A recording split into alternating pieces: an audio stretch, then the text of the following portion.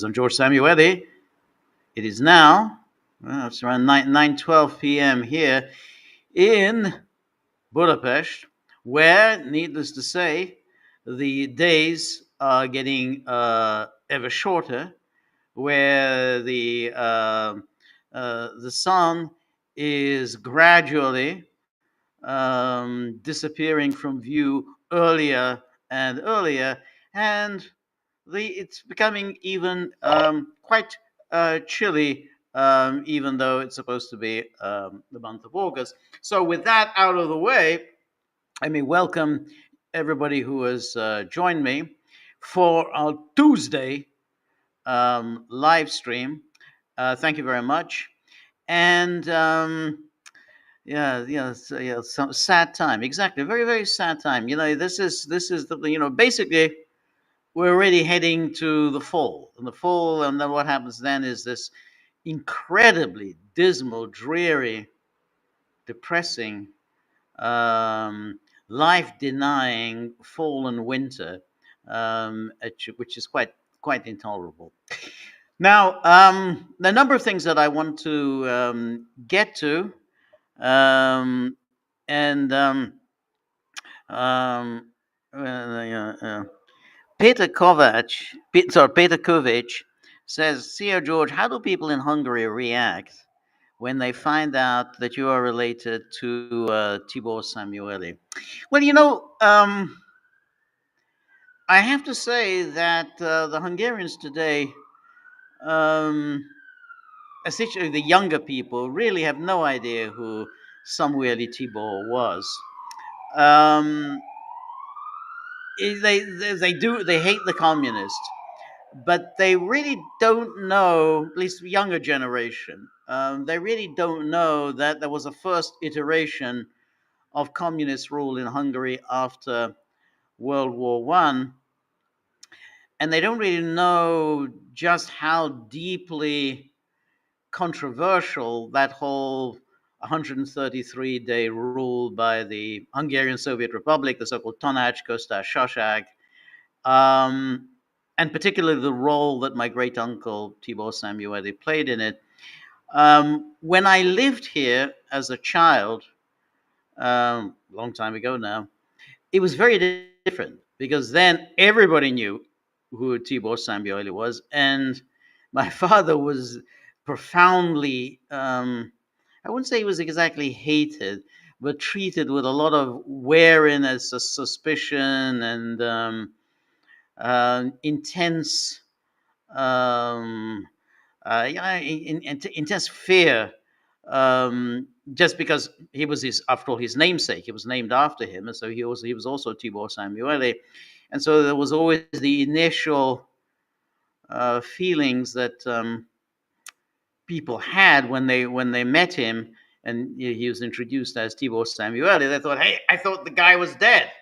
It looks like he isn't dead yet." So, um, but but uh, but that was a different time, and that was still.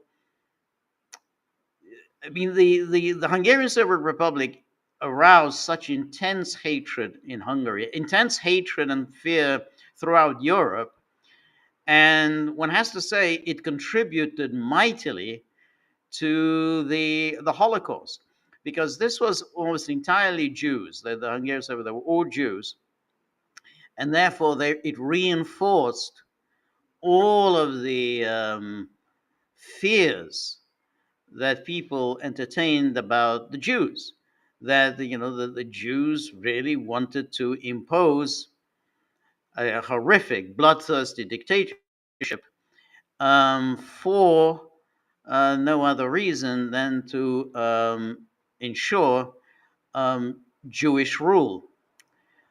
And what was particularly irksome was that some of the members of the Hungarian Soviet Republic, people like George Lukács, that went on to become a kind of a famous philosopher, were actually very rich. They came from very wealthy Jewish families, and so that gave rise to the suspicion that the Jews will get you one way or the other. Either they're the bankers. Lukács's father was a banker, so they'll screw you over at the bank, or they're communists and they'll screw you over by imposing their dictatorship of the proletariat. But my great uncle was the man most associated with the terror. I mean, he was the deputy commissar for war, and he was the one who really was responsible for the appropriations, or expropriations rather, of food from the peasants, and the one responsible for crushing the counter revolution. So because he was so closely identified with the terror, he wasn't able to escape Hungary, um, unlike the other members of the Hungarian Soviet Republic who were allowed, who were given free passage to Vienna. He wasn't. So he was arrested at the border and fearing, understandably, torture and then death, he committed suicide. But just to answer your question, happily, or perhaps not so happily, the most younger Hungarians have really no idea who they are, and even older Hungarians only have a vague. Now, by now, it's just a sort of a vague sense of, yeah, yeah. Well, the people say, wasn't he a kind of a famous communist? Yeah, yeah, he was a famous communist, but that's about it. But the whole thing about the terror, um, the um, the Lenin Fiuk, the Corvin train, all of that is now that's largely forgotten. Um, um, so now, uh, so now I want to talk about a few things. Um, One thing I want to mention is that the Speaker of the House, Mike Johnson, was in Israel. I mean, it's his break, his vacation, and where would you spend your vacation? But in Israel, went to the Wailing Wall, which is what you would expect every um, American politician to do. But he did something a little more than that. He went to uh, visit and spend time on a West Bank settlement, and he had dinner, in fact, on at the West Bank settlement, and that is quite notable because, after all, the official U.S. position is that the settlements are illegal because the West Bank and Gaza are occupied territories, and Israel is supposed to vacate these occupied territories that it seized following the 1967 war. And but that is slumbering colossus says, where else would it be? Exactly, where else? I mean, you got. I think as George Galloway pointed out, it's very strange how Christian American politicians, they troop off to the Wailing Wall and do the thing. They put on their the yarmulkes, and they do the Wailing Wall bit, but they don't go to the nearby church where Christ's body was supposed to have lain, which is kind of an odd thing. I mean, if you're a Christian, you would think your priority would be to go to the nearby church where Christ's body was supposed to have lain. But no, no, no, they just go to the Wailing Wall. But anyway, he was there, and he had dinner with whom else but Bibi Netanyahu. And of course, this has caused great rejoicing among in the Israeli media, since they see it as maybe a sign that the United States is ready to sign off on the annexation of the West Bank. And here, let's take a look first at the Israeli media coverage of this visit. And here we have the Times of Israel. And the US Speaker Mike Johnson dines with Netanyahu in West Bank settlement of Shiloh. Dinner also attended by U.S. Ambassador Mike Huckabee. You remember he was the guy who objected to the settlers. Remember the settlers beating a American citizen to death, not allowing paramedics to come and attend to him, which of course led to his death. And you remember when he was complaining about a fire being set to a Christian church in the West Bank? You remember also he was complaining about that it was getting difficult for these Christian Zionists evangelicals to get visas to visit Israel. You remember we did a whole podcast on that, and yet there he is, Big Mike, dining with Bibi. And here's a picture, just in case anybody wanted to see this, a very nice picture. There's a Huckabee. Um, that's I guess that's Huckabee's wife next to him. There's Bibi in the middle with his wife, and there's Mike Johnson with his wife.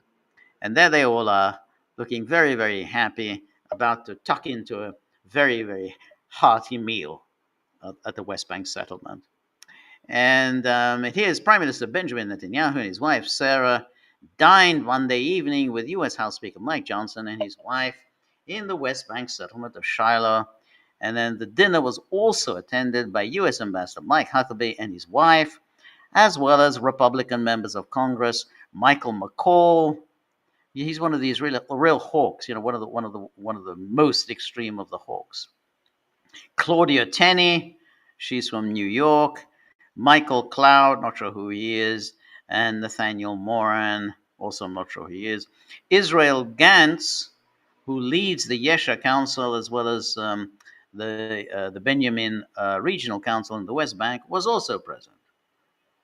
And the dinner occurred as Johnson, by traveling to Ariel and Shiloh on Monday, became the most senior U.S. official to ever visit a West Bank settlement. In past decades, leaders in both parties advocated for a two-state solution, and visits to settlements were seen as taboo. Yes, they were.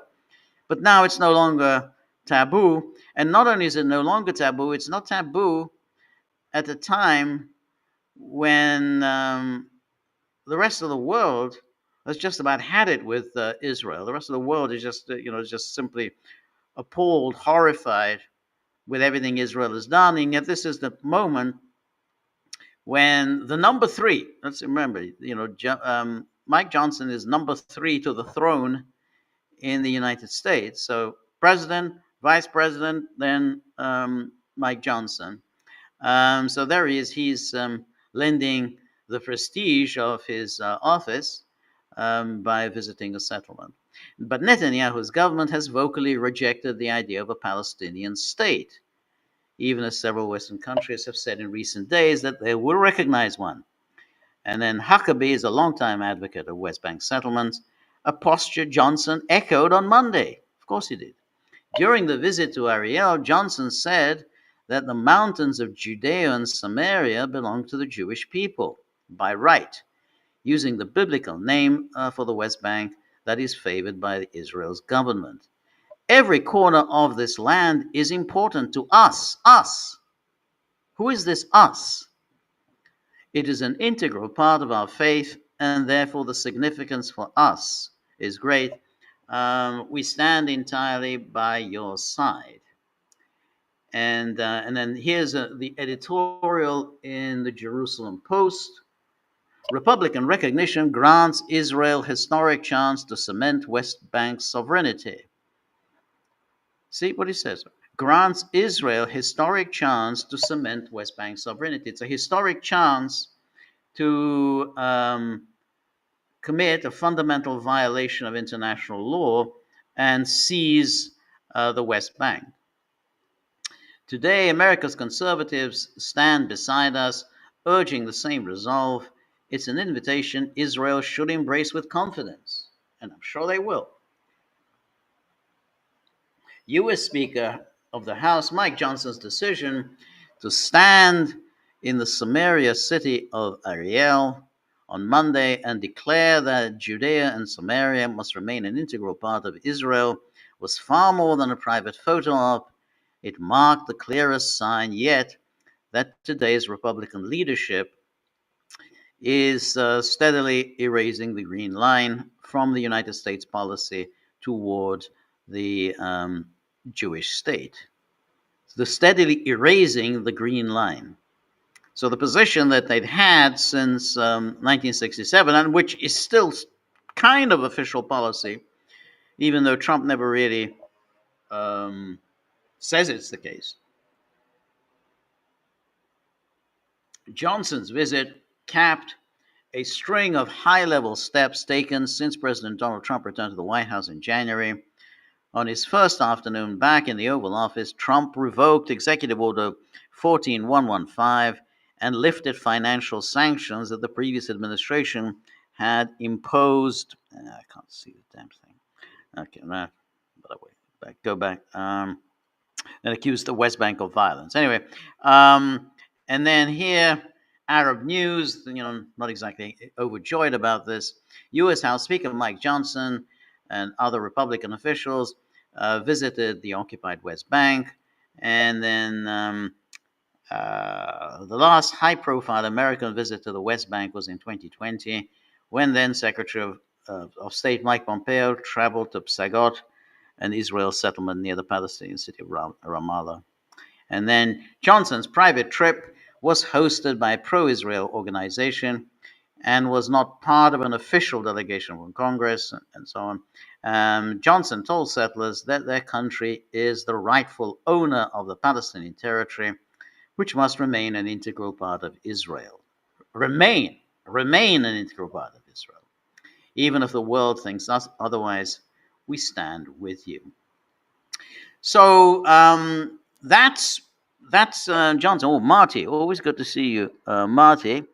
And Marty always has an interesting picture. The first thing I see is this picture, and then that's Viktor Orban with the leader of the Alternative für Deutschland party, and so that's interesting. And I want to talk a little bit about Viktor Orban, because since you brought him up, because today there was, so we had Mike Johnson, who was visiting the the West Bank settlement, and but today we had a visit to Budapest of Milorad Dodik, the Republika Srpska president. Now, I've brought up the subject of Dodik before. As you know, he currently, he's convicted. He's been convicted, sentenced to prison, and banned from political activities for a number of years, and then the appellate court has just reaffirmed his conviction. Now, as I said before, it's very, the media, whenever they report events in Bosnia and Herzegovina, I mean, either through malevolence or through ignorance or perhaps both, they always mischaracterize what's really going on there. So they always present it, well, he's run afoul of the institutions of Bosnia and Herzegovina because he's seeking to secede. The horror of it, he's seeking to secede from the state of Bosnia and Herzegovina. So that entity, it was at the Dayton Accords, Bosnia and Herzegovina was divided into these two entities, which was the the Muslim Croat Federation, and then there was the Republika Srpska. And they were more or less autonomous. They were just basically, that was the deal at Dayton, that they would just simply run their own affairs, and then at the sort of the federal level of Bosnia and Herzegovina, there would be just very weak institutions. That brought the war um, of the early 1990s to an end. Now, as we all know, the West never leaves it at that. They were that because that was a failure for the West. Because the West essentially wanted to maintain the unity, the integral unity of the state of Bosnia and Herzegovina, which is they were committed to them, not to the integrity of Serbia, because of course they lopped off Kosovo just a few years later. They stole Kosovo from the Republic of Serbia, but they said absolutely Bosnia and Herzegovina must remain whole. And the way they when they had to accept essentially it's kind of a de facto partition at Dayton. So formally, yes, it continues to exist as a unitary state, but basically it was just two autonomous entities. But what the West then did was to get around the stipulations of Dayton. So Dayton negotiated November 1995, early 1996. The signature takes place in Paris. Clinton famously shakes hands with Milosevic. And then in 1997, the West did what it always does. It just got around Dayton by creating the Bonn Powers. So it created this entity called the Peace Implementation Council, and that granted the Bonn Powers. Now, what the Bonn Powers did was that it elevated the office of the High Representative. So the Dayton created this office of the High Representative. So there would be some figure appointed by the West who would be nominally overseeing the implementation of Dayton. It was just simply that was his job. He would simply facilitate the implementation of the Dayton Accords. But what the Bonn Powers did, this is 1997. Oh, it's always Bonn. It's always the Germans. Key players in the Balkans, always the Germans. Bonn Powers did was to grant the office of the High Representative, who's invariably either an Austrian or a German. So German, Austrian, Austrian, German. To grant the office of the High Representative extraordinary powers. So it was no longer just in the business of implementation of Dayton. He could simply override the decisions of legislatures. He just says, no, this legislation, I don't like it. It's not in accordance with Dayton, and I'm just canceling it. He could fire officials at whim. He could even fire presidents, which he did, which is, what was his name? Westendorp, Karl Westendorp. That was in the late 90s.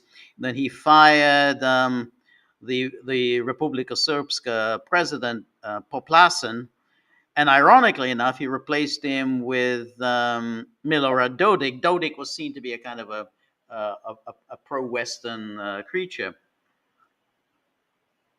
So, but ultimately, that's it. You said the office of the High Representative just simply is a kind of a de facto dictator running Bosnia and Herzegovina in the interests of the international community. And so while Russia was a member of the Peace Implementation Council, it was always invariably a minority. It's just there as a kind of a fig leaf to show that, oh, this is the international community. But in reality, They had no say in anything. Um, so that was the office of the High Representative. And then what the Bonn powers also did was to give extraordinary powers to the Constitutional Court. So the Constitutional Court, again, wasn't supposed to overturn um, the decisions of legislatures, the decisions of democratically elected officials. It's not just not that's not wasn't the function, but the Bonn powers gave the Constitutional Court those functions, so they could just simply overturn um, the will of voters. And worst of all, the Constitutional Court was really kind of fraudulent. I mean, there are 9 members on that court, and so what happens is that the Serbs get 2 members onto the Constitutional Court, the Muslims get 2, and the Croats get 2. So that already means 2 plus 2, the Muslim Croat Federation. So they already get 4 onto that Constitutional Court. But most egregiously, the remaining 3 slots on that Constitutional Court go to foreigners. Foreigners appointed by the European Court of Human Rights. So you know who's going to be there.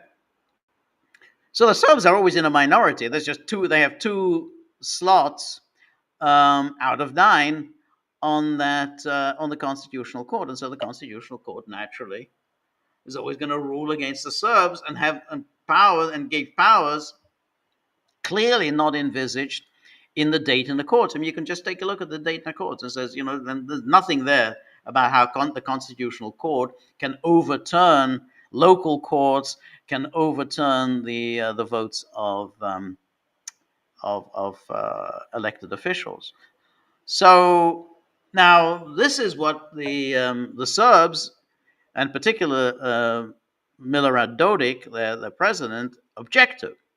Now, the media never really tell you that. They just say, oh, Dodik, he just wants to secede. He can secede. He wants always to secede. He wants to leave. He's creating instability in the Balkans. The Serbs are creating instability. The Serbs want to start a civil war in the Balkans. The Serbs want to restart the Balkan Wars.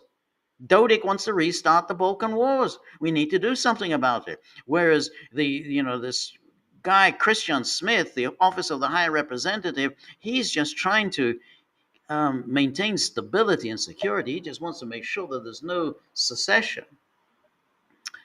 So the whole thing is back to front. But anyway, so here's the story in the way this ruling by the appellate court, which upheld the conviction of Dodik, because Dodik just simply said, we're not going to recognize the rulings of the Constitutional Court, and we're not going to recognize the rulings of the office of the High Representative. This, of course, this is anathema to Radio Free Europe, but anathema to the Western media. So an appeals court in Bosnia and Herzegovina has confirmed the prison sentence for Bosnian Serb President Milorad Dodik for disregarding the decisions of an international peace envoy. International peace envoy. That's the office of the High Representative, basically a dictator who just simply isn't unaccountable to anybody, but he's a peace envoy. A charge the pro-Russian nationalist politician has dismissed as politically motivated. Notice how you can be pro-Russian and nationalist. You would have thought the two kind of would contradict each other, but no. Dodik was appealing a sentence handed to him in February for defying the Constitutional Court as well as the peace envoy. It included a 1-year prison term that under Bosnia's legal system may be exchanged for a fine as well as a 6-year ban on political activities. The European Union, which Serbia seeks to join, what the hell does it mean, which Serbia seeks to join? We're talking about Bosnia and Herzegovina. They said which Serbia seeks to join. Bosnia and Herzegovina doesn't seek to join, or at least the Republika Srpska doesn't seek to join. The European Union said the ruling must be respected. The EU calls on all parties to acknowledge the independence and impartiality of the court and to respect and uphold its verdict, said the European Union's diplomatic service. Now, of course, there's no mention of the fact that the court is acting absolutely in violation of the Dayton Accords. The furor around Dodik has ignited a major political crisis in the EU membership hopeful, which is often referred to as the world's most complex democracy. And then while Republika Srpska can pass laws on internal matters, state level laws and institutions remain supreme according to the Constitution. No, they do not. That is not what's in the Constitution. It's a lie. You just make this up because it sounds good. That's absolutely not the case. The Office of the High Representative oversees the implementation of civilian aspects of Dayton. Dodik, who is currently under US and UK sanctions for actions that Western governments say are aimed at the secession of Republika Srpska from Bosnia, has refused to implement several orders from the OHR, the Office of the High Representative. And then here's the Sarajevo Times. Final verdict confirmed against Milorad Dodik. The appellate chamber of the Court of Bosnia and Herzegovina has issued a second instance verdict upholding the first instance verdict against Dodik. This has resulted in the final and binding sentence of 1 year in prison and a 6-year ban on holding the office of the president of Republika Srpska. And the verdict was issued due to Dodik's signing of a decree on laws adopted by the National Assembly of Republika Srpska in 2023. In other words, elected representatives, people who had been voted into office, and they do what they're supposed to do, which is to legislate. No. You don't get to legislate. The office of the High Representative, the representative of the international community. A German, Christian Schmidt, he gets to legislate. Which stipulated that what was it, this laws in the National Assembly? It stipulated that the decisions of the high representatives in Bosnia and Herzegovina would not be published in the official gazette of the Republika Srpska. In other words, it has no legal validity. That's what it means. It won't be published in the official gazette. No legal validity. Nor would they be implemented in that entity. Yes. As a reminder, High Representative Christian Schmidt, for some reason they write it in this in the kind of Slavic way. I mean, it's Christian Schmidt. He's a German, has a German name. Immediately after their adoption, annulled these laws and criminalized non-compliance. You criminalize the exercise of democracy. Criminalized non-compliance with Office of High Representative decisions. However, Dodik ignored this decision and signed a decree on the promulgation of the law, thereby violating the amended criminal code of Bosnia and Herzegovina. The criminal code, of course, again, drawn up by Christian Schmidt, the Office of the High Representative. As a result, the Prosecutor's Office of Bosnia and Herzegovina has filed an indictment against Dodik, and then as well as against the director of the official gazette. And then here we have Balkan Insight, published by this Soros-funded, EU-funded outfit, the Office of the Balkan Investigative Reporting Network, whatever its exact name. Confirmed conviction narrows Bosnian Serb strongman's horizons. And then here we have, after the Bosnian state court's verdict banning him from holding office and sentencing him to 1 year in prison was confirmed last week, Milorad Dodik vowed not to quit and to thwart any attempt to hold elections and to replace him. I call on my associates to reject any possibility of holding early presidential elections and engage the Republika Srpska and anyone else, not allow any polling station to be set up. So they're basically trying to get him out. So you can see here how the the practice of democracy is being basically just being outlawed altogether in Central Europe. Um, Now, the interesting thing here is that, of course, here with that, the one is, of course, he's enjoying the good, uh, the good relations with Hungary, as does Serbia, and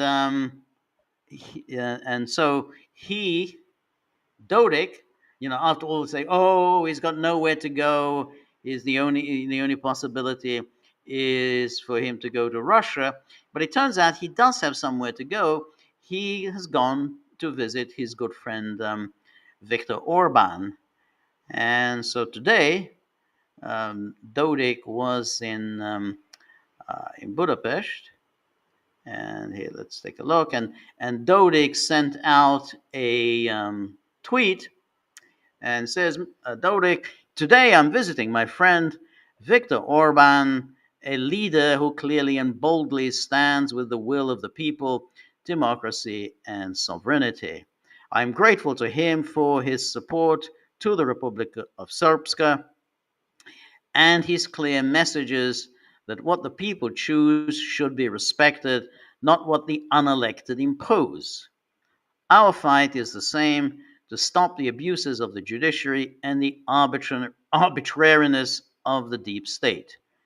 The end of this is near. The strength of the people returning to Europe, and with it, justice. Freedom will prevail.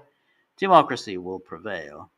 And then here's the picture of the two of them together, Dodik and Orban today. And then Orban also sent out a tweet. Hungary does not recognize the court ruling against President Dodik. Attempts by EU appointed overseers to remove him for opposing their globalist agenda are unacceptable. He is the rightful elected leader of the Republic of Srpska. We firmly oppose Brusselian meddling in sovereign matters. Nothing can stand above the will of the people. It's time for everyone to respect the decision of the people of the Republic of Srpska, who elected Dodik as their president. There's no place for legal witch hunts in a democracy. Um, Now the question is, what will Brussels do? Um, because it is quite possible that NATO will try to open up another front against Russia in the Balkans and use this verdict against Dodik maybe to move in, send their forces in to move in and try to arrest Dodik. I mean, it's possible. I don't know whether they'll have the guts to do it because it's a very high risk. Because if you go in and try to arrest Dodik, then the Republic of Srpska, the Serbs are not exactly going to be very happy about it. So that would clearly be, um, that would definitely be a dangerous strategy. But it is possible that that's what they're going to do, because uh, if when we think about what the Balkans were really, when they look back, when NATO looks back on its glory days, the wars of the 1990s were the ones that it says, like, well, that was our great a great success, and they would love to bring those days back because the Serbs were rather an easy target, and and though they didn't win exactly, but they won more than they lost. But the Serbs were relatively easy to deal with, particularly as the Russians in the 1990s really were pretty much nowhere, and so the Serbs were really left to fend for themselves against NATO, and NATO conducted their bombings, two bombings of Bosnia and Herzegovina, and then of course there was the big bombing of uh, of 1999. So NATO may well feel that this is one where we have a track record of securing an easy win. We can go in, send our forces in. We know where Dodik hangs out. We can do it quite quickly. Send in some paratroopers, seize Dodik, um, arrest him, and shove him straight into jail. So that's a possibility that it could happen, and then NATO will say, well, we're doing nothing but just implementing the decision of the Constitutional Court of Bosnia and Herzegovina. So that's a possibility. Now, another thing I want to talk about is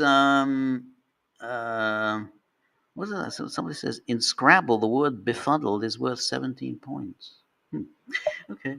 Um, Now, was the announcement by the Russian Foreign Ministry yesterday was that Russia would no longer abide by the I can put it the stipulations against the deployment of intermediate range missiles. So, if you recall, in 1987, the United States and the USSR, so Reagan on behalf of the United States, Gorbachev on behalf of the USSR, they signed the Intermediate Range Nuclear Forces Treaty, which essentially destroyed and removed all of the intermediate range missiles that were deployed on the European continent, or the ground-based, I should say, ground-based on the continent. And this was always hailed as a major, great, triumphant victory of the arms control process, because it eliminated an entire class of weaponry. Because up until then, the arms control agreements, SALT 1 and SALT 2, had basically just simply froze at the limit and whatever the number of missiles and warheads and whatever each side had, and they just froze it at that and said, neither of us is going to build any more. But this went beyond that. It went to arms reduction, and even beyond that, the entire elimination of a class of weapons, which was namely the ground-based launchers and missiles.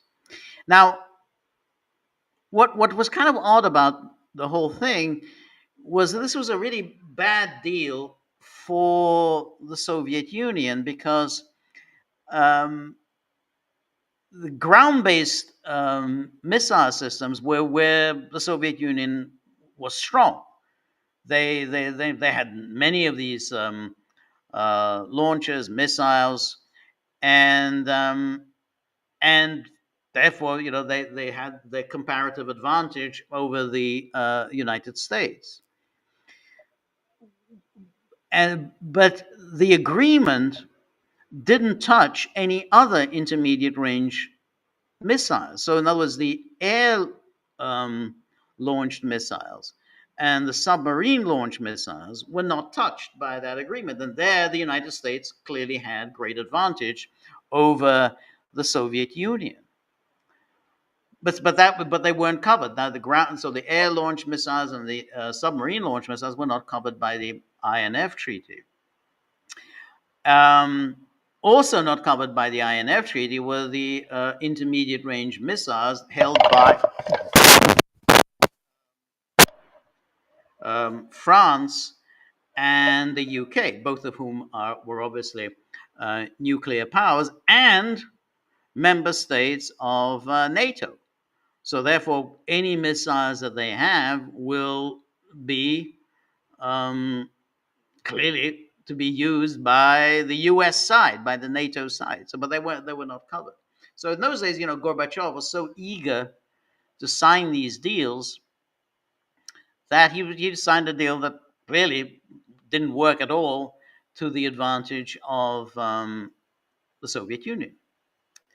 But when I said it's strange, what was strange about it was that it was the United States that eventually walked away from the INF treaty, and it was the Russians um, that pleaded for continued adherence to the INF treaty.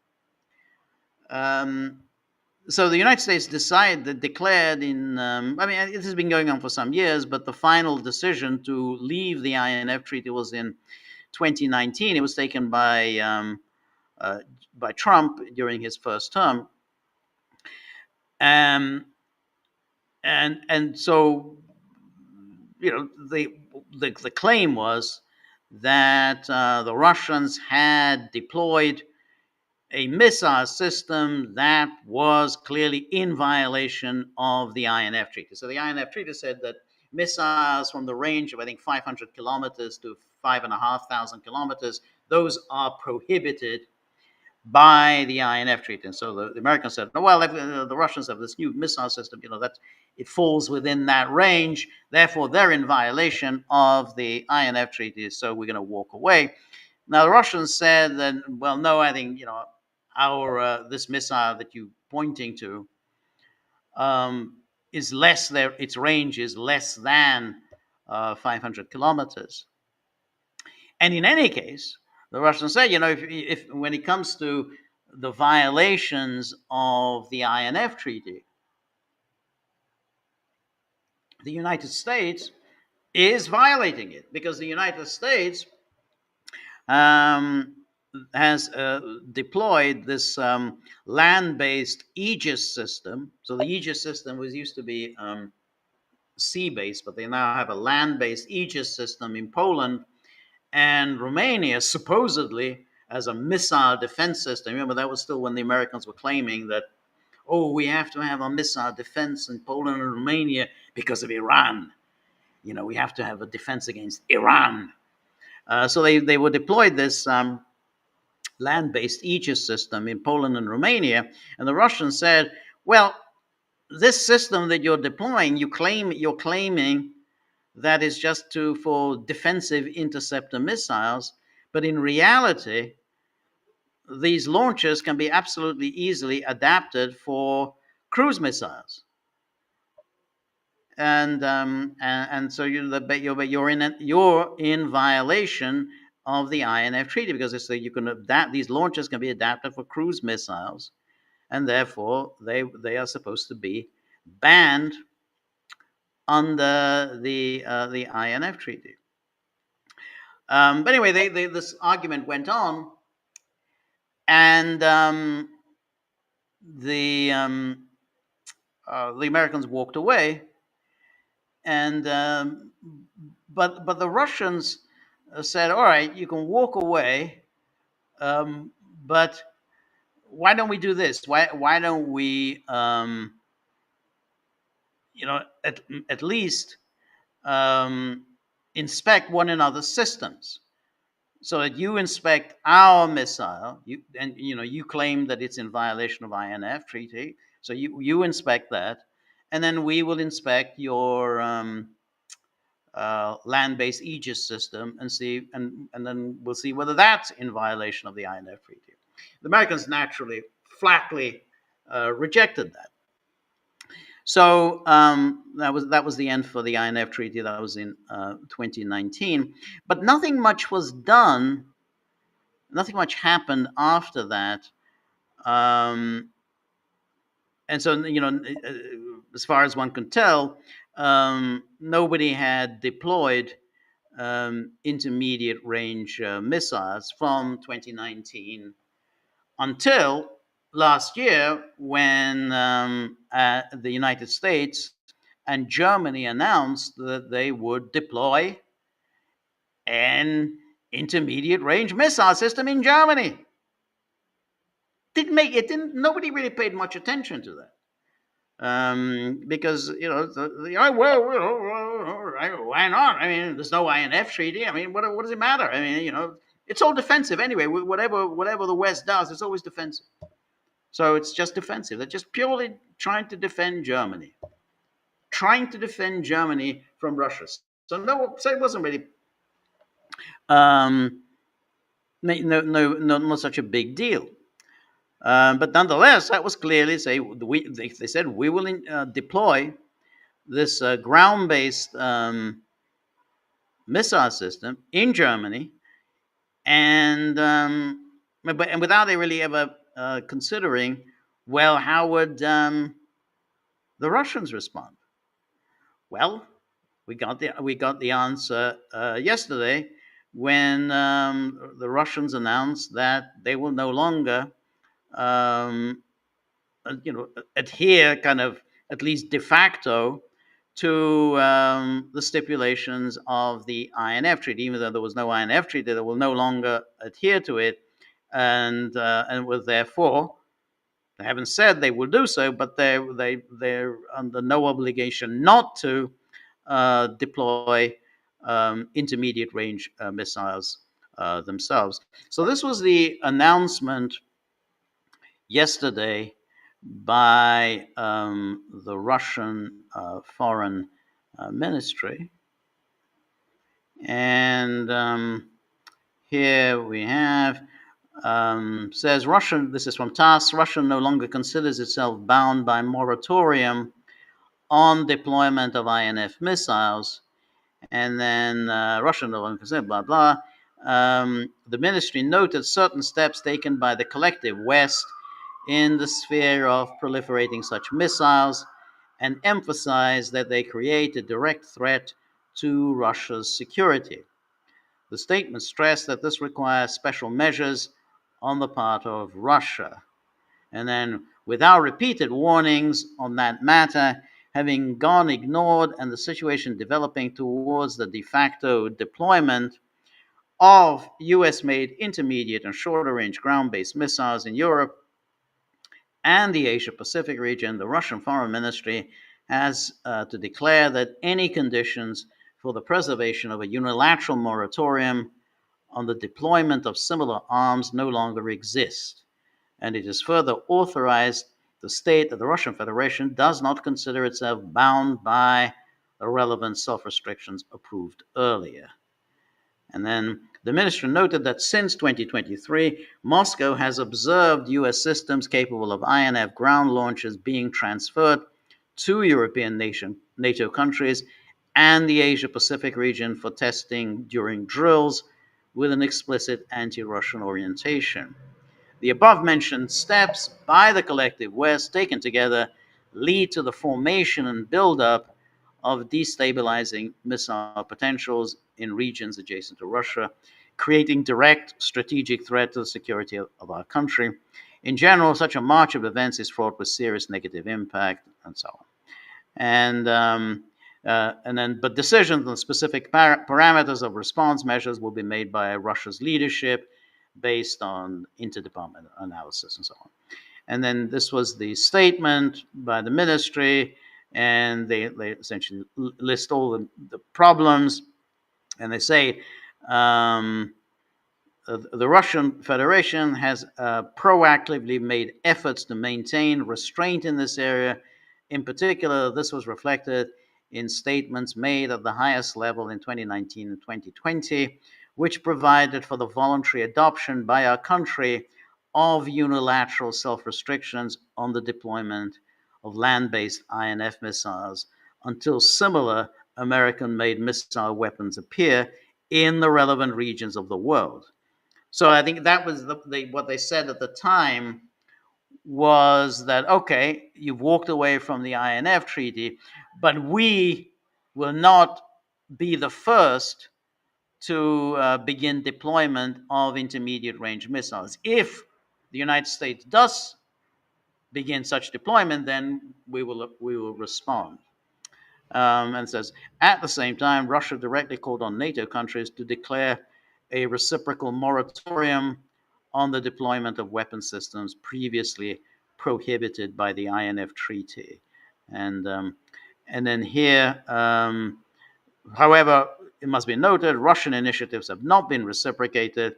The United States and its allies have not only openly outlined plans to deploy American land-based intermediate-range missiles in various regions, but have also already made significant progress in the practical implementation of their intentions. So, well, it was always obvious that this is how it would end up. I mean, the United States they didn't just walk away from the INF Treaty without intending, obviously, to deploy missiles. I mean, that was the thing. I mean, they were obviously going to do it.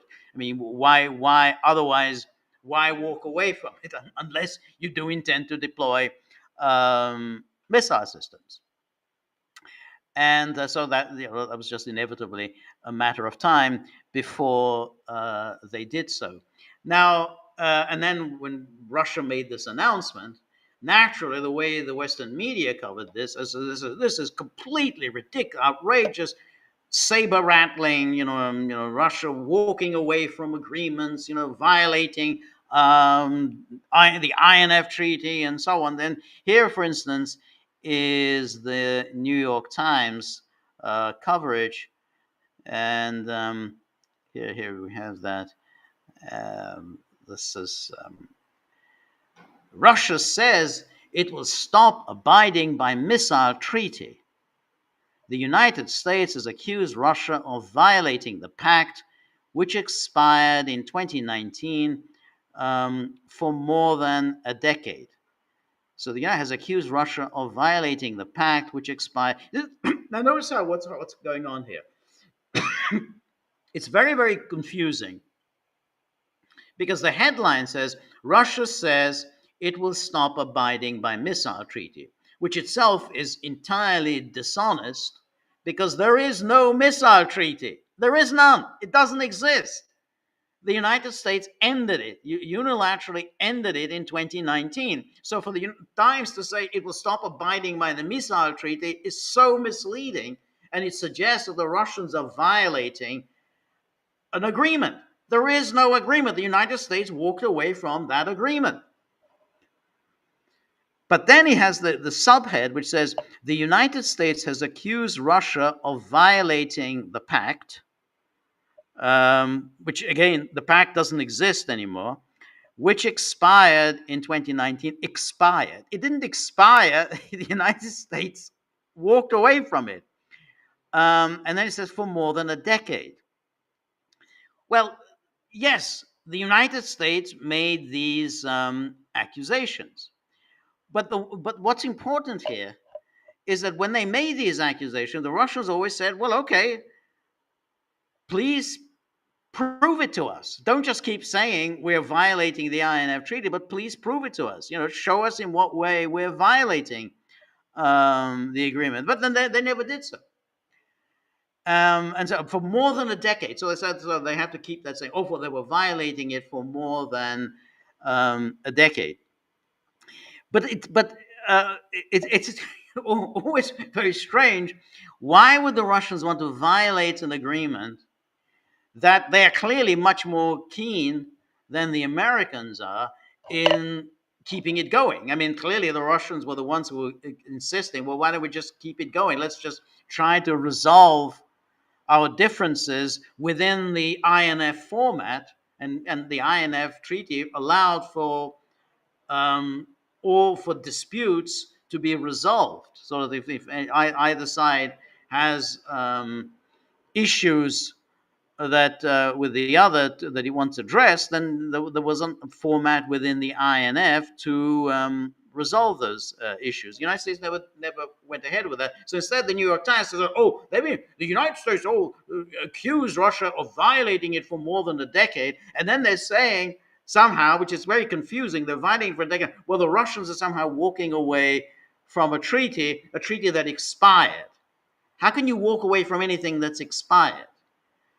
So there's some such dishonesty in those heads and subheads. So anyway, let's just say go on with this Times article, and here it says Russia will no longer abide by a defunct treaty. How can you abide by a defunct treaty? It doesn't make any sense. If it's defunct, then you can't abide by it. Prohibiting the deployment of intermediate range missiles. But Washington has accused Moscow of violating the pact for over a decade. Well, they throw this in, and which again makes no sense because the pact doesn't exist anymore. When before the United States walked away from it, yes, the United States accused Russia of violating it. Didn't present any evidence, but it did accuse Russia of violating it. But here they say, well, he has accused Moscow of violating the pact by using the present perfect tense. The Times is suggesting the pact is still in existence. Has accused Moscow of violating the pact. So you read that and say, oh, well, that means the pact is still in existence and Russia is in violation of the pact. And Russia has been known to use missiles with ranges banned by the treaty during its war against Ukraine. Banned by the treaty? The treaty doesn't exist. There's no treaty. It's like, well, there's a contract. The contract doesn't exist anymore. So you can't be violating a contract that doesn't exist. So it's banned by the treaty. It was banned by the treaty. The United States walked away from the treaty, and therefore the treaty is null and void. But notice how dishonestly the Times is presenting it, as if somehow, well, the treaty is still in existence and Russia is in violation of the treaty and has been for 10 years. So it's an ongoing violation, even though the treaty has not been in existence for 6 years. In a statement, the Russian Foreign Ministry said that Moscow no longer considers itself bound by its previously adopted self-restrictions under the INF Treaty, noting that the United States was moving to deploy intermediate range missiles in Europe and Asia. And then in 2019, during President Trump's first term, the United States pulled out of the agreement. So now, buried long in this article, we find that so it's the United States pulled out of the agreement. But then they have to say, oh, well, the Trump administration argued that Russia has long been violating the treaty with the deployment of the 9M729 cruise missiles, also known as the SSC-8 missile. Russia denied any knowledge of the violation. Russia didn't deny any knowledge. Russia said, there's no violation. Please come and inspect the missiles and show us the violation. But the United States never did that because the United States never wanted to keep this agreement going. They wanted to cancel the agreement. That's why they made the accusation and then did nothing to prove it, precisely in order to provide the justification to walk away from the treaty and then to deploy ground-based intermediate-range missiles. Accusations of Russian violations date to 2014 when the Obama administration raised them, yes. And then last year, the United States announced that Washington would begin episodic deployments of intermediate range missiles in Germany starting in 2026. Russia vowed countermeasures. So this buried deep in this article, we find out last year, the United States announced that Washington would begin episodic deployments. No idea what episodic deployment means, but it sounds kind of nice. Oh, it's just episodic. It's not a permanent deployment. It's just episodic. Of intermediate range missiles in Germany, Russia vowed countermeasures. So it was in the United States, as I said, in 2024 that announced that it would begin deployment of intermediate range missiles in Europe. But apparently that they don't take to be in violation of the INF Treaty. but only the Russian announcement yesterday was somehow a violation. And then it says the announced collapse of the INF Treaty. It didn't collapse. The United States walked away. So it was like a collapse. And tensions with Russia over Ukraine have raised worries in the West of a return to a dangerous Cold War style arms race. Yeah, that's what you get when you walk away from an existence arms control agreement, an agreement that favored the United States. It did not favor Russia, it favored the United States. In which extremely fast Russian missiles armed with nuclear weapons could reach European capitals in a matter of minutes with little warning or ability to mount a defense. Hey, how about putting it the other way, in which extremely fast American missiles armed with nuclear weapons could reach Moscow or St. Petersburg in a matter of minutes with little warning or ability to mount a defense? But apparently it's only Russia that is desperate to launch missiles against other countries' capitals. Russian news media have bragged that the Oreshnik could reach Ramstein air base in Germany in just 15 minutes.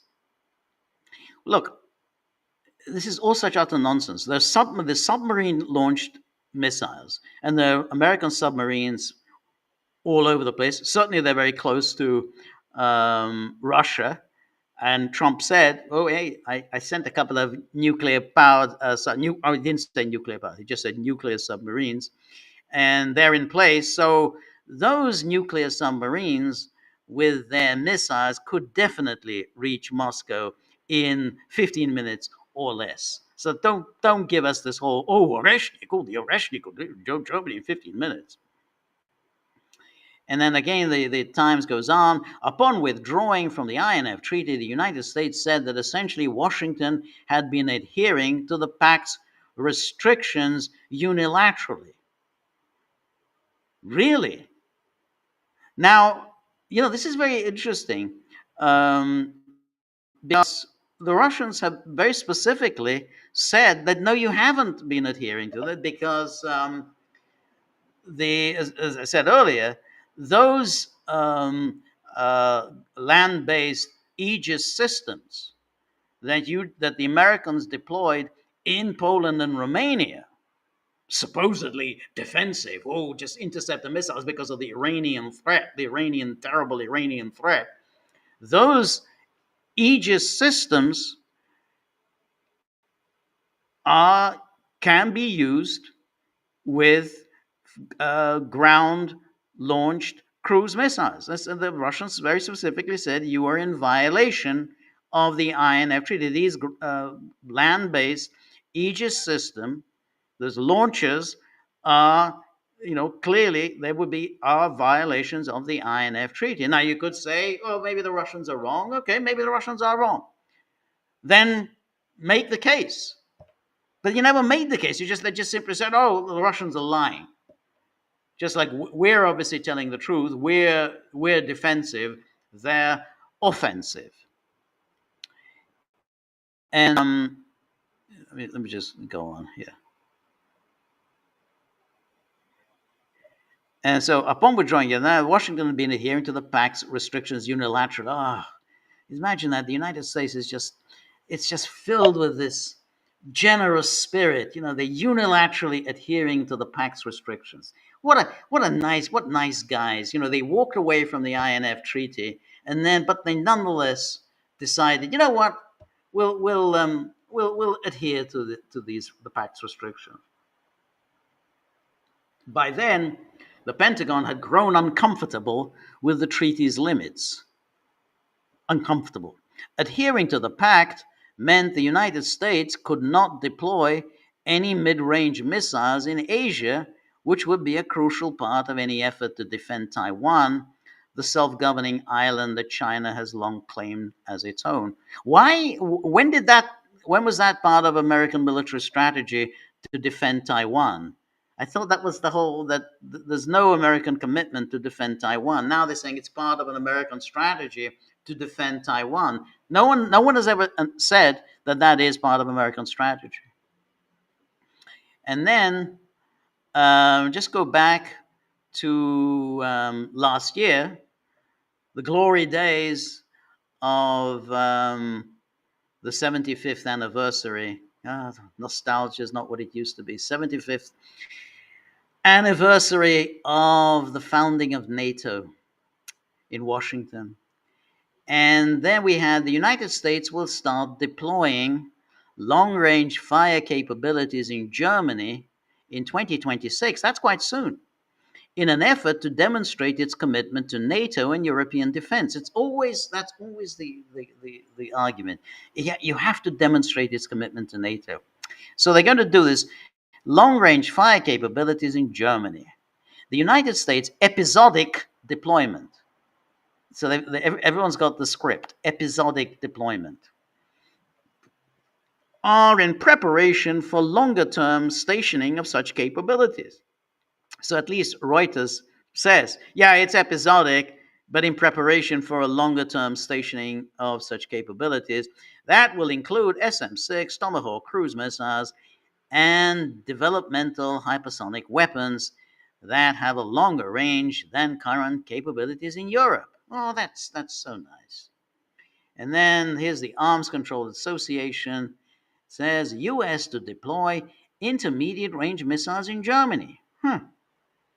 And U.S. armed forces in Germany will field the multi-purpose Standard Missile 6, the Tomahawk land attack cruise missile, and the hypersonic missile that is still in development in episodic deployments as part of the planning for enduring stationing of these capabilities in the future. These weapons will equip the Army's multi-domain task force based in Wiesbaden. And then Russia will adopt mirror measures in response to the German-US announcement, Putin said on July the 28th. And if the deployments go forward, Russia will consider themselves free from a unilateral moratorium on the deployment of intermediate range missiles. And then we have the Tomahawk cruise missile has a reported range of 1,600 kilometers, so that's well within the INF range, while the hypersonic missile, known as the long-range hypersonic weapon, will have a range of at least 3,000 kilometers. And then both would have been prohibited under the INF treaty. And then here, again, this is the BBC story. See, it kind of passed under the radar. There were some stories about it, but no one really paid that much attention to it because, of course, we're defensive. So anytime we do anything, it's with a defensive goal in mind. So here is U.S. cruise missiles to return to Germany. Good to be back here in Deutschland. So they're returning, after a hiatus. They started deploying in 1979 until 1988, and then now they're coming back. Long-range U.S. missiles are to be deployed periodically in Germany from 2026 for the first time since the Cold War, in a decision announced at NATO's 75th anniversary summit. So these Tomahawk cruise and hypersonic missiles have a significantly longer range than existing missiles, and then such missiles would have been banned under a 1988 treaty. It's actually 1987, but okay, between the U.S. and former Soviet Union. But the pact fell apart 5 years ago. It just fell apart. Just fell. Boom. So the New York Times said it collapsed. The BBC said it fell apart. It didn't. It was, hey, the United States walked away. And then Russian Deputy Foreign Minister Sergei Ryabkov said Moscow would react with a military response to the new threat. And then we have the joint U.S.-German statement made clear the episodic deployment of the missiles was initially seen as temporary, but would later become permanent as part of a U.S. commitment to integrated deterrence and so on. And then the temporary deployment of U.S. weapons would give NATO allies the time to prepare. This is Pistorius speaking.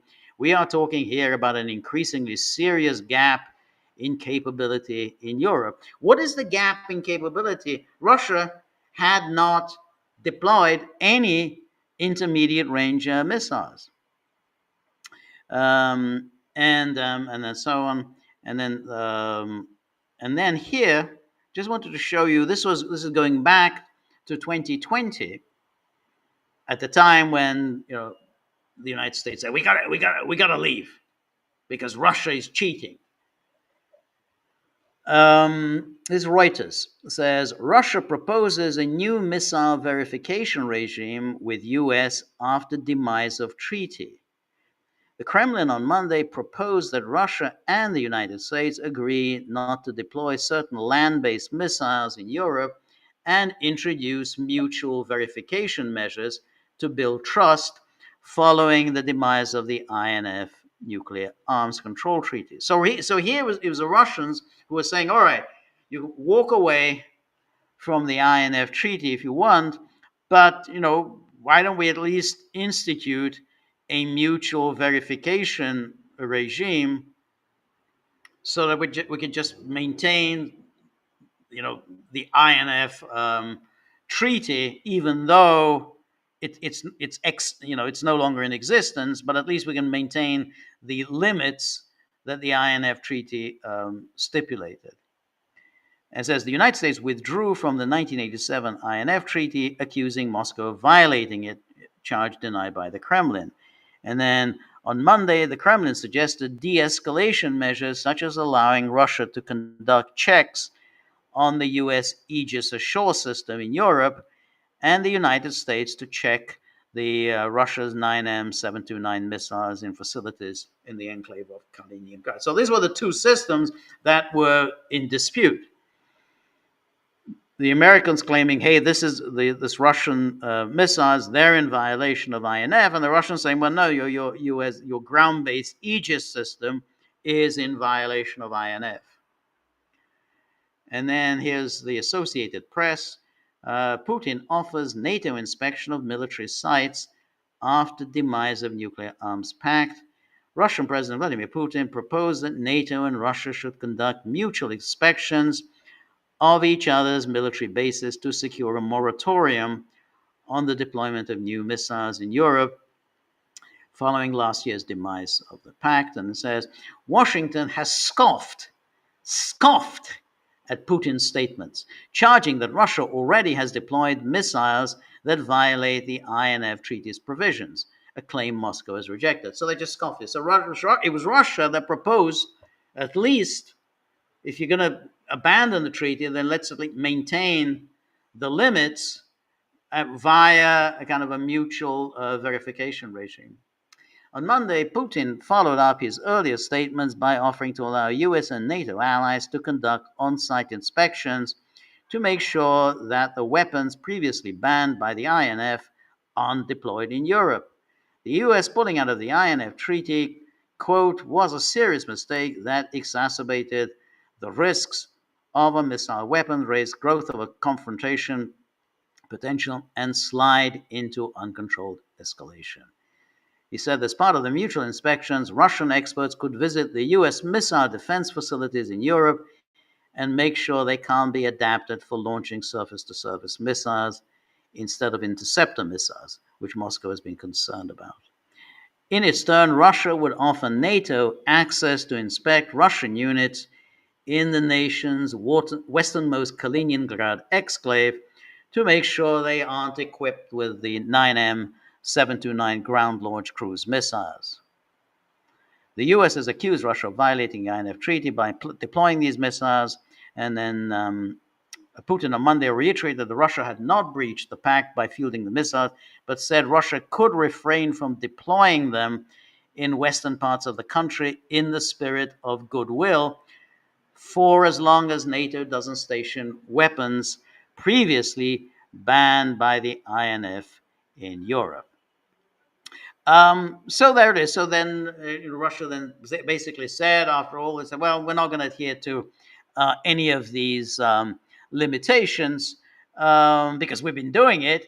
And clearly, the United States is determined to deploy ground-based cruise missiles on the European continent, and it's coming quite soon. So it's 2026. They're going to do it. Episodic.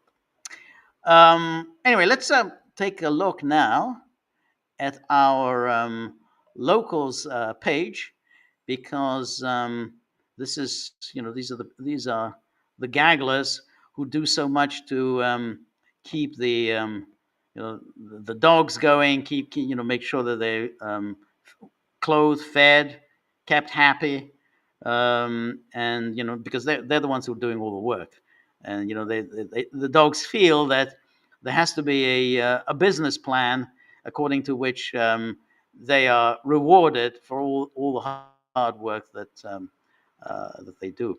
And Judy Hotchkiss, always very good to see you. Thank you so much, Judy. And Judy here says, Jonathan Turley, she's quoting Jonathan Turley, says, half of the lawyers in Washington just went under retainer, and it seems the other half are retaining them. So here's Jonathan Turley. This is a tweet. And so his, yes. So yes, I mean this. So here is the here it's talking about the DOJ, which has begun this grand jury investigation of the Russiagate conspiracy. So I think what he's referring to is that, that since so many lawyers were involved in the Russiagate conspiracy, but particularly Norm Eisen and the rest were very actively involved. Perkins Coie, and the various lawyers with the Clinton campaign. So this basically saying that these lawyers. And then, of course, you had people like Michael Sussman and others. So they're obviously going to be retaining quite a number of lawyers themselves during this grand jury investigation. So, as I said before, I think that a very credible criminal case can be built up against a number of people who were obviously defrauding the United States. The Russiagate was defrauding the United States. And what they did was essentially they cooked up a lie, a hoax, to suggest that Russia had interfered in the US election on behalf of Donald Trump. The Russians were supporting Donald Trump and were determined to ensure the defeat of Hillary Clinton. So there was a nefarious Russian intervention, which then spiraled into the claim, almost imperceptibly into the claim that the Trump campaign was colluding with Russia, and so that members of the Trump campaign, such as Carter Page, such as Michael Flynn, such as George Papadopoulos, such as Paul Manafort, were colluding with Russia, and that this was a conspiracy by the Trump campaign. And then that indeed spiraled even further, because Andrew McCabe, the deputy director of the FBI, then opened an investigation, a criminal investigation into Donald Trump. Donald Trump was president at the time. He opened a criminal investigation into Donald Trump on the issue of his collaboration with Russia to hack the election. So there's so much lying and deceit that's going on now in claiming that somehow, nobody ever said that Russia in any way affected Russian interference ever affected the outcome. No one ever said that. No, we just said Russia was interfering in the election. We said nothing more than that. It's a lie. It was basically, the claim was Russia stole the election in collaboration with Donald Trump and the members of the Trump campaign, um, and therefore the FBI launched a criminal investigation into the Trump campaign and Donald Trump himself. That was a lie. It was an absolute lie, and they knew it to be a lie. They knew it. They knew from the earliest moment they knew it was a lie, and we know this, and from the documents that Tulsi Gabbard has released, when Brennan briefed Obama, Brennan told him that the Hillary Clinton campaign was putting out a story, manufacturing a story that the Russians were interfering in the election on behalf of Donald Trump. And he said essentially they're just manufacturing this. And instead of Obama saying, "Well, that's terrible. I mean, we got to stop them doing that. That's a dangerous waters that we're stepping into." You're accusing an adversary state of interfering in an election on behalf of one political candidate. That's serious stuff. But instead, Obama embraced this and made this that claim his own. And there are plenty of statements in which Obama actually directly says Russia interfered in this election on behalf of Donald Trump. And Biden, above all, Biden, who repeatedly said Trump is not the legitimate president. He said Trump is not the legitimate president because of Russian interference in the election.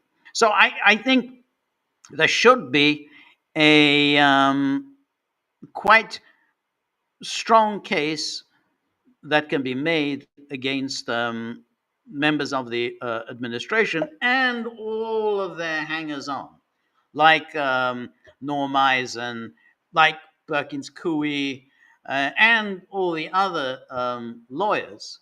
Remember, all the lawyers who were offering their services pro bono. They were offering their services for in Russiagate pro bono. Um, the one thing that I'm not sure about and is the whether you can switch to a different venue, because it's going to be awfully hard in DC to bring a case against Democrats and their hangers-on. I think that's going to be a tight one. I don't know. I mean, there may be imaginative lawyers who can think about how you can transfer this case to a different venue, because DC is just hopeless. I mean, they brought a number of these criminal cases, that useless waste of space, John Durham, where he couldn't get a conviction. I mean, the guy, Kevin Kleinsmith, who practically admitted that he forged an official document. They forged an official document. Couldn't even get anything more than a kind of a tap on the wrist for him. And then he brought this ridiculous case against Igor Danchenko and against Michael Sussman. Michael Sussman admitted. They had him dead to rights that he was lying. There's just no question, and he was acquitted. So I don't know whether if you could switch it to a different venue, then you may be able to get convictions. But I've absolutely no question that if you pursue charges such as defrauding the United States, that can be done. The statute of limitations isn't going to protect you. Yeah, I kind of think that there's absolutely a strong case there. Anyway, thank you so much, Judy. Really appreciate all of your really interesting insights and comments. And then Ivan Grozny, what's up, George? Well, the usual, as people say in New York, eh. And then Ivan Grozny says, thanks for having Scott Horton on. You're welcome. He's a walking encyclopedia. I look forward to when either you or Peter go on Tucker Carlson. That would be nice. I think that would be really good, and I think that would be a good show with Tucker Carlson. Even though I did have some doubts about the way he handled Candace Owens. I think that somehow I think he should have pushed back. I mean, but it's not his style to push back. I mean, he's much more of a kind. I mean, he brings on guests to whom he's well disposed, and so he kind of lets them speak. But I think that she was talking an awful lot of kind of I don't know, very dubious stuff. I mean, like, accusing all sorts of people of uh, sexual predators and so on. She was accusing Freud of that. I mean, a lot of people have had. I mean, lot including myself. I mean, a lot of questions about Freud's methodology. Um, but accusing Freud of being a child abuser, that's child sexual abuser, that seems um, very, very, very questionable. And then when she started talking about some French writer called Andre Gide, because somehow Macron had a picture of Gide on his desk. I mean, the person she's referring to is Andre Gide, who was not really not really read as much as he used to be, um, and and he had that whole philosophic nonsense about the acte gratuit and a lot of nonsense. And he was indeed a pederast. But Gide is kind of is famous, I think now. I mean, if people say, well, what is he famous for? It's that he visited Moscow during the 1930s and then wrote very, very negatively about it. So you remember that 1930s, or a lot of people who went to Moscow and wrote quite positively about it, including the Webbs and of course H.G. Wells and this the and George Bernard Shaw, who kind of saw positive aspects to Soviet communism. And but he didn't. He absolutely hated it and wrote very, very negatively about it. But anyway, she kind of went on and on about him, and but if you're going to talk about him, at least get his bloody name right. Anyway, but just to go back, yeah, it would be great to be on Tucker Carlson. And in general, I actually really like his show. Anyway, and then Ivan Grozny goes on. Also, what do you think of the news that Russia could offer an air truce to Trump? Do you think that is realistically something the Russians would do? Um, well, I doubt it. I doubt whether the Russians would actually do that. I mean, I think they have offered something similar. I mean, it's not so much an air truce, but a truce on attacking infrastructure. That has been on the table before, and they've come close to agreements on not attacking one another's infrastructure. No attacks on oil refineries, no attacks on railway lines or whatever. But they've always fallen through. I don't think they're going to go. I don't think an air truce, like no use of air power during military combat. I mean, I think that's not very unlikely. Simply using tactical air power. There certainly won't be. There won't be a truce on the use of drones, which is also a kind of air power. But a truce on infrastructure, yeah, maybe. I mean, that should have been signed a long time ago, and it was part of the agreements that Trump was initially offering. You remember he talked about, well, maybe we can have a truce in the Black Sea, maybe we could have a truce on attacks on one another's infrastructure, um, and then of course there was the 30-day ceasefire. So they invariably fell through. So I have my doubts that this is going to go very far. So here's again this picture of Orban and Alice Weidel. So thank you so much, Marty. And then Cynthia. Cynthia, always very welcome. Thank you so much, Cynthia. And of course, yesterday we had our screening of Germany Year Zero. This was the classic from 1948 by Roberto Rossellini. Um, and the sort of the high point of Italian neorealism. So it's as just like last week when we had a Come and See. It's not easy viewing, but I think it's worth it. Everybody should take a look at it. It's a classic, so any history of cinema will always cite Germany Year Zero as an important film. I think it's an important moment in time. Was this is in the in Italian neorealism.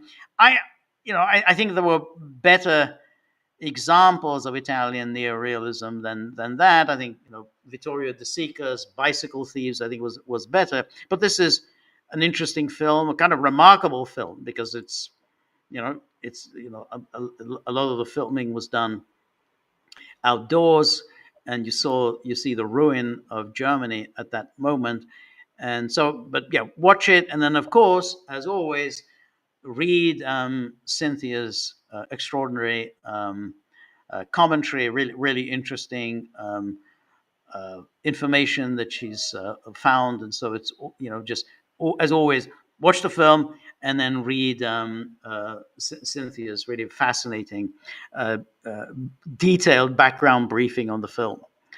Anyway, Cynthia goes on here. FYI, George, the Soviets raised the entire Reich chancellery after the war. Yes. And in the 80s, they built a Plattenbau, blocks, prefabricated panel buildings on top of it. Yeah.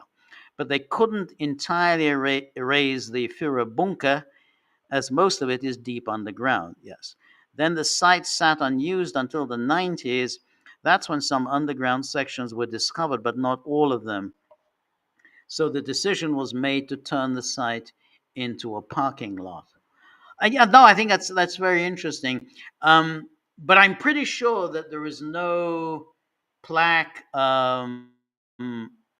commemorating this. I mean, in other words, people may know, and I'm sure people do know that hey, this was the location of the Reich Chancellery. This is the location of the bunker, but there's no plaque commemorating it. And I think they were always worried that there might be. The neo Nazis might show up every year on April the 20th, or which is Hitler's birthday, and and mark the occasion. I mean, I guess that was more back in the day when there were still people alive who had a living memory of the Nazi era. So I don't know whether there are any Nazis anymore in Germany who particularly celebrate Hitler's birthday. But that's why I think they were determined not to leave any mark whereby people can just show up and pay homage to the late Führer. So and then Cynthia goes on, and not wanting to yeah, exactly. Cynthia goes on, and not wanting the space to become a neo-Nazi shrine, the location of the bunker remained undisclosed for many years. It wasn't until 2006 that a plaque, including historical background and a schematic diagram of the bunker, was quietly placed on the site. Oh, so there is a plaque on the site. Okay, let's take a look. Um, so yeah, a little hard to see. Okay, so there's a plaque. Okay, um, the Führer Bunker. Okay, that's interesting. Mythos und can't read that. Gleich gleich gleich Zeugnen. So yeah, the Führer Bunker. Yeah, okay. So that's yeah. So that means there it is. It's hardly noticeable. Most people just walk past and not really even notice that. But so they have made a plaque so people know, yeah, this was the location of the Führer bunker. It's all quite ugly. Those buildings, so much of kind of post 1945 German architecture was so hideous. So just the sight of these buildings is awful. Anyway, Cynthia goes on. However, Hitler's reinforced bunker at the Wolfschanze, which is the wolf's lair, was never entirely razed. The same can be said for Hitler's state reception house in the Bavarian Alps, the Kehle Streitner. Well, that was a nice house. I mean, no one's going to destroy that. I mean, that's a beautiful view there. I mean, that's a fine piece of real estate. Reception house in the Bavarian Alps, the Kehl Steinhaus, also known as Hitler's Eagle's Nest, actually wasn't raised at all. Even to this day, it stands fully intact. Both sites have become quite prosperous tourist sites with no evidence of Nazi glorification whatsoever. And then, too bad the same thing didn't happen to the Führer bunker in Berlin. So I imagine they have a museum there at the Eagle's Nest. Okay, let's take a look. Um, yeah, that's nice. That's very very nice. And hmm, and all right, let's take a look here. Hi, I can see. Yeah, that's a nice little walk. If you want to have that's a beautiful sight. Beautiful scenery. Um, yeah, Hitler liked to spend time there. I mean, anybody would like to spend time there. Um, and then anyway, thank you so much, Cynthia. That's really interesting. Um, And then, Yokobachi, always good to see you. Thank you as always for your generosity, Yokobachi. And it says, hello, George. Israel invaded Syria to get land to put the Palestinians there, where they will be destroyed by the ISIS dictator there. You know, the one that bombs churches. Well, I guess so. The problem for Israel, is that there isn't the space here. I mean, there isn't space in Syria for 2 million people in Gaza, and more if one assumes, as we were saying earlier, that Israel may decide to annex at least some part of the West Bank. So you're talking about, I don't know, 4 or 5 million Palestinians. Well, where are they going to go? I mean, there's no room in Syria for 4 to 5 million Palestinians. There's no room anywhere for 4 to 5 million Palestinians. There's no room in Jordan. There's no room in Egypt. So, you can take land from Syria, and I don't think Israel is going to want to put the Palestinians in Syria because, Syria borders Israel. And since Israel really doesn't want the Palestinians anywhere near their little country, they're not going to be happy with housing Palestinians in Syria, because what are the Palestinians going to do if they've been dumped into Syria? Well, they're going to relaunch their war against Israel, and so that it's not going to be great for Israel to have a Palestinian state on their borders to their north. So I don't think they're going to do that. But to be honest, Israel really doesn't have, any more than Trump or anyone else, doesn't really have a plan for, well, what are you going to do with these Palestinians? Because, let's 2 million, 2 million, 4 million, whatever. Who's going to pay for all this? Who's going to pay to provide housing to 4 or 5 million Palestinians? Who's going to provide healthcare for 4 to 5 million Palestinians? Who's going to provide schools, jobs? The entire living infrastructure that 4 to 5 million people are going to require. I mean, no one has that kind of money. The United States isn't going to shell out money to provide a living space, and I guess it would be a living space, Lebensraum, for the Palestinians. I mean, we're talking about trillions of dollars of this would cost. The United States isn't going to do it. Saudi Arabia is not going to do it. So I think these are just fantasies, and that's why Netanyahu is just simply talking absolute, nonsense when he says, "Well, we're going to continue fighting this war against Hamas," when he has no means of defeating Hamas, and so it's essentially this war. It's the idea behind it is somehow is to keep this war going in the hope that the Palestinians are going to go away somewhere, but they're not going to do it. It's clear that then they have no intention of going anywhere. So first of all, you're going to have to drive them out physically, which will require a massive use of force, which Israel is reluctant to deploy, and I think doesn't have the capability or the will to drive out millions of people. Then you're going to need living space, some land where they can be housed. Well, no one's going to provide that. There's no free living space anywhere. Egypt is for Egyptians, Jordan is for Jordanians. There's no space anywhere. So it can't be done. And so to keep this war going is just this, the height of just irresponsibility, cruelty, and total lack of any rationality. And what is odd about it is that Netanyahu, for all his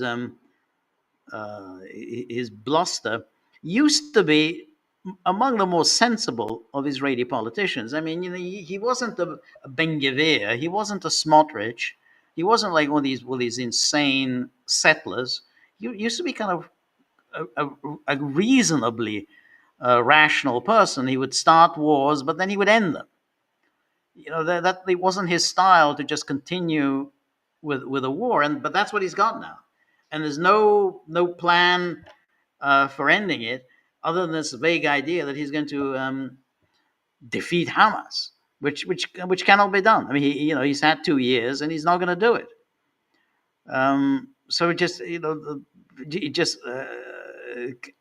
continues with this absolutely horrific policy. So there isn't a serious viable plan to move Palestinians to some other piece of territory. There's no way that you can do this. And certainly Syria would not be acceptable to Israel. Anyways, thank you very much, Jacobachi. And Anne-Marie, always very good to see you. Anne-Marie, thank you very much for your generosity. And thank you, as always. I say it every time, but I always feel I have to say it. Thank you always for your very learned and insightful musical commentary, the informed commentary of someone who is an outstanding professional musician. So you have the insight that comes from playing music at the highest level. So I'm always in awe of that, and I'm always in awe of your musical insights. Anyway, Anne-Marie says, thank you very much, George, for showing us another great film. Okay, you're very welcome. I unfortunately had to interrupt watching it yesterday and was very much behind, therefore not leaving any final comment. But I like the movie very much and didn't find it lengthy or tedious at all.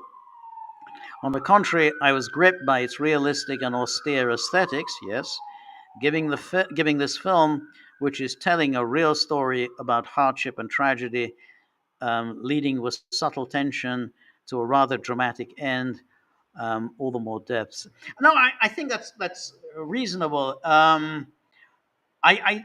don't think it was a boring film at all. I thought maybe the end was a little bit stretched out a bit. I think maybe that could have been shortened. But it had the real kind of sense, not just the complete destruction of Germany, but the destruction of any kind of a moral life. I mean, so when you destroy a state, you destroy a society, you destroy a country, you also destroy any kind of a moral framework. And so, what in a way is shocking about the film is, well, here's this 12-year-old boy. He's just wandering around the city, um, and there's no adult supervision. Obviously his mother's died. His father is very ill. Um, his brother is afraid of the authorities. It's not entirely clear why he's afraid of the authorities. He said, well, because he was fought to the bitter end. So he was afraid that he might be deemed a Nazi and therefore he might be sent to a camp. Um, so the brother isn't really doing anything. I mean, he's not really providing any kind of um, adult supervision for the boy. The sister is, well, she does what young women were forced to do, which is try to find money from going out with men.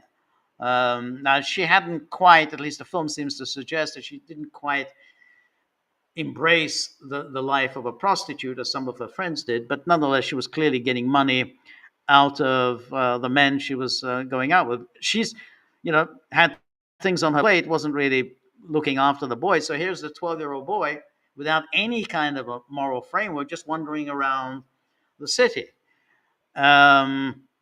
He's coming across his former teacher, who he obviously seems to be a Nazi, an unreconstructed Nazi, but also seems to to like little boys, and I think takes some sexual advantage of little boys, and particularly the man that he rents a room from, and seems to provide little boys for the man that he rents a room from. Quite disgusting, quite shocking that little boys without any kind of supervision are kind of wandering into the houses of these horrible pederasts.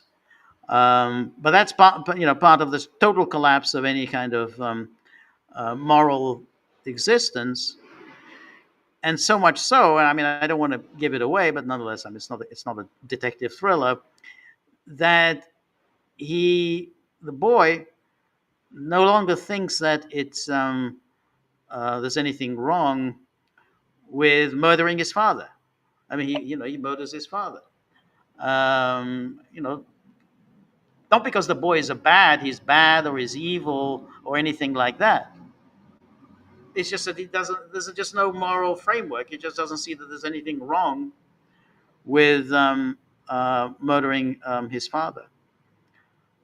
He thinks that he's actually doing a public service, and in a way, and I mean, I guess the ending is open to. The ending is open to interpretation, but the little boy's suicide could be interpreted as a reaffirmation of morality. Because basically, I think, why does he commit suicide? You can say, okay, well, he doesn't have anywhere to go. But I think he commits suicide because he's suddenly realizes what he has done, and he's unable to live with the guilt of what he had done. He's suddenly realized that he had murdered his father, and he can't live with the guilt of that, and so he commits suicide. Um, much as Oedipus, plucked out his eyes when he realized what he had done, having murdered his father, and of course had sex with his mother. But it's a kind of thing that once you realize what you had done, which up until then he hadn't realized, then the magnitude of his action was just intolerable. The guilt that he had to live with was simply unbearable.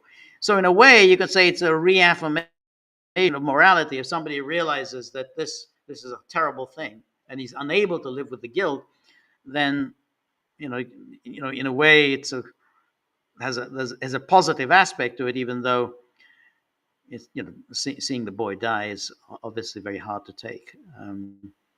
but it's open to other interpretation. That's how I interpret it, but I can see somebody else might interpret it that ending differently. Anyway, but you're right, absolutely, about the hardship and but I think you go back to the shocking way in which little boys or little children were being exploited, and that's what happens when society breaks down. Yeah, little children exploited. I mean, remember he goes off to try to sell that bathroom scale, and then this guy just sort of takes it from him and gives him a can of food. I mean, it's like he just takes it from him. I mean, of course he takes it from him. I mean, he's just a little boy, and the grown man can just simply take it from him and walk off with it. Um, but it's absolutely horrible and humiliating in existence that people endured.